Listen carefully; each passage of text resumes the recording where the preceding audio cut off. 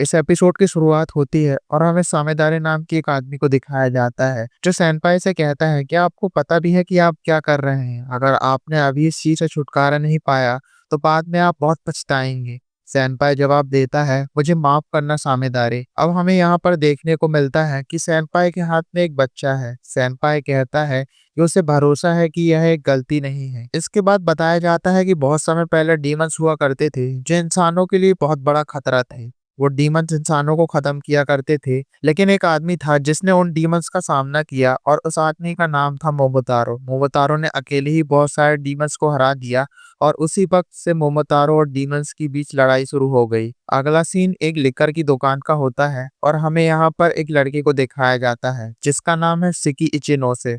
वह किसी से फोन पर बात कर रहा होता है कि कैसे उसे स्कूल से निकाल दिया गया और उसको निकालने का कारण था कि सिक्की ने किसी से लड़ाई की थी। इसके बाद वो फोन रख देता है। वह सोच रहा होता है कि अब आगे क्या करें। तभी एक आदमी आता है और वह सिक्की के सर पर एक घूंसा मारता है। इस आदमी का नाम था शयोशी।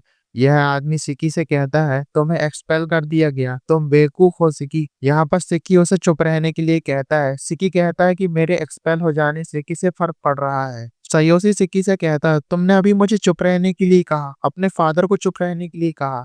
अब वह सिक्की की पिटाई करने के लिए आगे बढ़ता है, लेकिन सिक्की पीछे हटकर अपने बेड पर चढ़ जाता है। सयोशी पूछता है, तुम्हारे कमरे में इतने सारे हथियार क्या कर रहे हैं? पहले यह बताओ, हम बस एक लिकर की दुकान चलाते हैं, हथियार की दुकान नहीं। फिर से सिक्की सयोशी को चुप रहने के लिए कहता है। वह कहता है कि वह जानता है कि अब उनकी दुकान पर कस्टमर बहुत कम आते हैं। यह सुनकर सयोशी कहता है, तुम चुप रहो, तुम्हें बड़े लोगों के बिजनेस से दूर रहना चाहिए। सिक्की ताना मारते हुए कहता है, आप खुद को बड़ा कह रहे हैं, क्या मजाक है? सयोशी कहता है, तुम खुद देखो ना, सबसे पहले तुम्हें स्कूल से निकाल दिया गया और तुम इतनी बड़ी बड़ी बातें कर रहे हो। सिक्की अब थोड़ा गंभीर होकर कहता है कि वह कभी भी सयोशी जैसा नहीं बनेगा और वह इस बात से खुश है कि वे दोनों ब्लड रिलेटेड नहीं हैं। सयोशी कहता है, तुम्हें ऐसी बातें नहीं करनी चाहिए। तभी फोन की घंटी बजती है। इसके साथ ही दिखाया जाता है कि सिक्की ने जो कुछ कहा था उसके लिए उसे थोड़ा बुरा फील हो रहा था। सयोशी जैसे ही फोन उठाता है उसे पता चलता है कि उसे एक ऑर्डर मिला है। यहाँ पर यह भी दिखाया जाता है कि सयोशी की डेस्क पर सिक्की की बचपन की फोटो रखी है। अगले सीन में सिक्की गैलरी पर बैठा सोच रहा होता है कि काश उसे किसी अमीर आदमी ने गोद लिया होता, लेकिन इसके बाद वह गन प्रैक्टिस करने लगता है। तभी उसे एक जोरदार धमाके की आवाज सुनाई देती है। जब वह बाहर जाकर देखता है तो उसे सिर्फ धुआं दिखाई देता है और तभी एक अजीब सी चीज उसे खिड़की से बाहर और वह नीचे गिर जाता है। सिक्की के सामने सामेदारे आ जाता है और वह पूछता है, तुम ही हो सिक्की चिनो से? लेकिन तभी एक गाड़ी उस आदमी को टक्कर मार देती है और यह गाड़ी चलाने वाला होता है सयोशी। सयोशी सिक्की को कार पर चढ़ने के लिए कहता है। अगले सीन में यह लोग ड्राइव करते हुए बहुत दूर निकल आते हैं। सयोशी कहता है कि अब इनके पास इस देश को छोड़कर जाने का ही एक ऑप्शन बचा है। सिक्की पूछता है, डैड क्या आपने कोई लोन लिया है? और जो भी हो, लेकिन आपने उस आदमी के ऊपर गाड़ी क्यों चला दी? सयोशी बोलता है, तुम टेंशन मत लो, मुझे नहीं लगता कि उसे कुछ हुआ होगा। सिक्की कहता है, अरे लेकिन मुझे तो लगता है कि उसे काफी चोट आई होगी। अब सयोशी बहुत सीरियस हो जाता है और वह सिक्की से कहता है, मैं तुमसे बस एक ही बार यह बात करूंगा, तुम एक डीमन के वंश से हो और वो आदमी जिससे तुम अभी मिले वो मोमोतारो के वंश से है। सिक्की कहता है, डैड यह मजाक का समय नहीं है। तभी अचानक सामेदारी उनकी गाड़ी पर हमला कर देता है। अब उनकी गाड़ी एक अजीब से काले पदार्थ से ढक जाती है। इसी वजह से सयोशी गाड़ी को कंट्रोल नहीं कर पाता और उनकी गाड़ी एक जगह जाकर रुक जाती है। सयोशी बाहर आता है और सिक्की को अपने साथ चलने को कहता है। तभी उनकी गाड़ी ब्लास्ट हो जाती है। इस धमाके से सयोशी का ध्यान भटक जाता है और जैसे ही वह पीछे मुड़कर देखता है तो उसे पता चलता है कि सिक्की गायब हो चुका है और वह काले अजीब से पदार्थ एक वेयर हाउस की तरफ जाती हुई दिखाई देते हैं। सयोशी यह सब देख लेता है और वह भी उस वेयर हाउस की तरफ चला जाता है। उस वेयर हाउस के अंदर सामेदारे ने सिक्की को बांध रखा होता है। सामेदारे सिक्की से कहता है, तुम्हारे अंदर एक डीमन का खून है और तुम्हारा इस दुनिया में कोई काम नहीं, तुम जैसे लोगों को खत्म करना ही हमारा काम है। सिक्की उससे पूछता है, तुम अभी तक जिंदा कैसे हो? तभी सयोशी वहां आता है। वह बताता है कि मोमोतारो और डीमंस के बीच बहुत पहले से ही लड़ाई चल रही है। मोमोतारो के जितने भी वंशज थे वे सब एक साथ आए और उन सभी को मोमोतारो एजेंसी के नाम से जाना जाता है।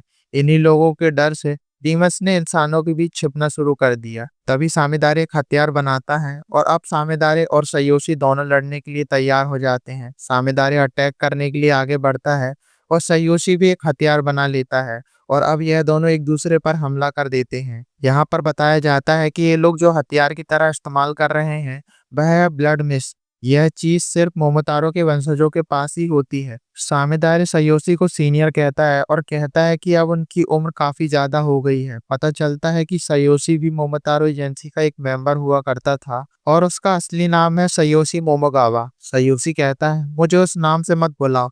सिक्की अब यह सोच रहा होता है क्या उसके पिता वास्तव में मोमोतारो के वंशज से हैं? सयोशी सामेदारे से कहता है मेरा नाम इचिनोसे सयोशी है। सामेदारे कहता है नाम बदलने से आपका वंश नहीं बदल जाएगा, लेकिन जो भी हो आप यह तो नहीं भूलेंगे कि डीमंस कितने खतरनाक होते हैं। सामेदारे सयोशी से कहता है आपने एक डीमन को बचाया है और इसलिए आपको भी खत्म किया जाएगा। और तभी सयोशी सामेदारे पर हमला कर देता है। सामेदारे भी सयोशी के हमले को ब्लॉक कर लेता है और अब इन दोनों की लड़ाई फिर से शुरू हो जाती है और ये लोग एक दूसरे पर अपने हथियार से वार कर रहे होते हैं। सिकी को समझ नहीं आ रहा होता कि उसके सामने आखिर यह सब क्या चल रहा है। सामेदारे सयोशी से पूछता है कि वह एक डीमन को क्यों बचा रहा है। वे लोग बस राक्षस हैं जो इंसानों को नुकसान पहुंचाते हैं। सिकी सोचता है कि उसके पिता ने यह बात उसे कभी नहीं बताई। सयोशी अब सामेदारे पर फिर से हमला करने वाला होता है, लेकिन सामेदारे उसके हमले से बच जाता है और मौका देखकर सयोशी जोरदार वार करता है।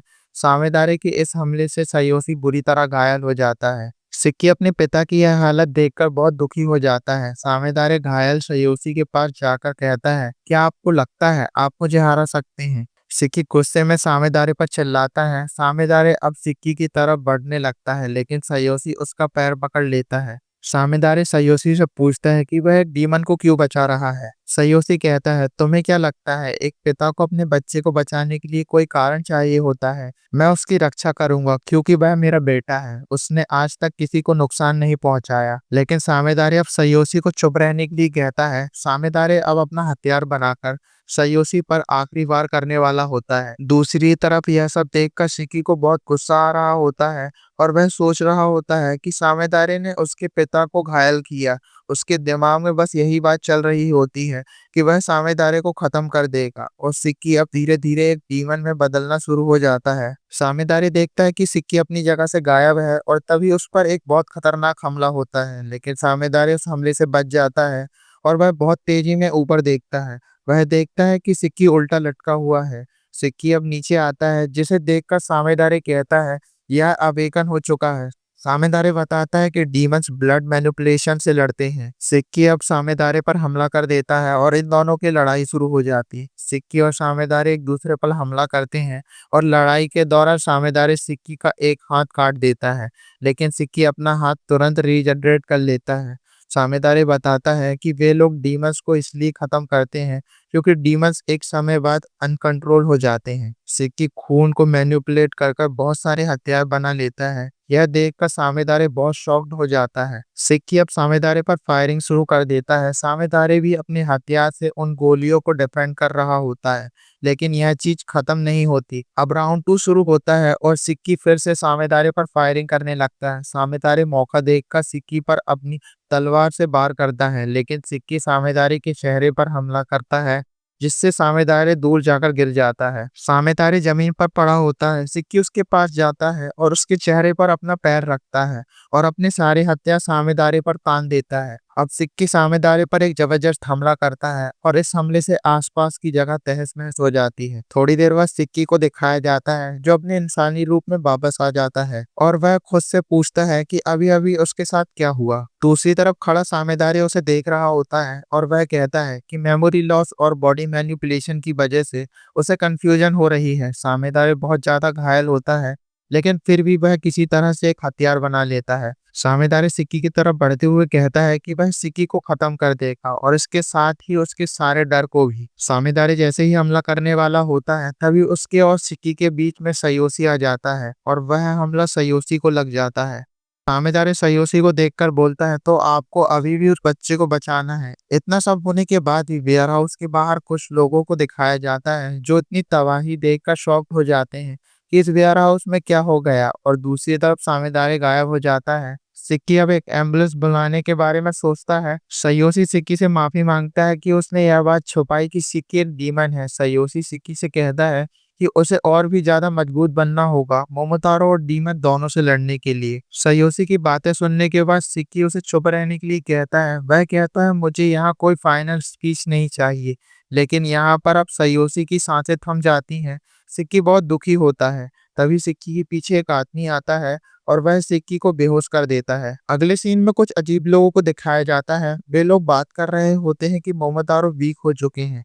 यह बात कर रहे होते हैं कि उन्हें उन डीमन चाइल्ड यानी कि सिक्की को जल्द से जल्द खत्म करना पड़ेगा। और सिर्फ वही नहीं, जितने भी डीमन चाइल्ड हैं उन सभी को अवेकन होने से पहले खत्म करना होगा। अगले सीन में एक आदमी को दिखाया जाता है जो फोन पे किसी से बात कर रहा होता है। यह आदमी को डीमन चाइल्ड के बारे में बात कर रहा होता है और कहता है कि वह नहीं जानता कि वह डीमन चाइल्ड कितने यूजफुल हैं। तभी फोन से आवाज आती है, ध्यान रखना कि उन लोगों को कुछ ना हो। अब उसी आदमी को दिखाया जाता है जिसने सिक्की को बेहोश किया था और वह कहता है मुझे लगता है कि अब इसे इवैल्यूएट करना बेकार रहेगा। और इसी के साथ यह एपिसोड एंड हो जाता है। तो दोस्तों, आपको यह एपिसोड कैसा लगा कमेंट करके जरूर बताएं। वीडियो अच्छा लगा हो तो इसे लाइक और शेयर कीजिए। और अगर आप हमारे एनिमी मावरिक्स पर नए हो तो हमारे चैनल को सब्सक्राइब कर बेल आइकन को जरूर दबाएं। मैं आपसे मिलता हूं बहुत जल्द अगले वीडियो के साथ। शुक्रिया।